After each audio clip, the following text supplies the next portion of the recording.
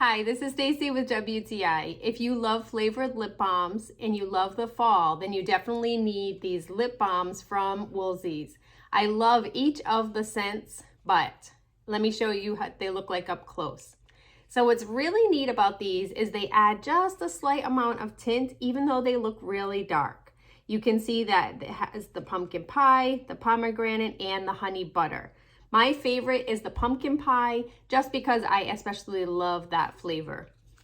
They are very moisturizing and really glide on very easily. I love keeping them in my bag and in my car. That way, anytime I need them, I am good to go and ready for those nice fresh fall scents.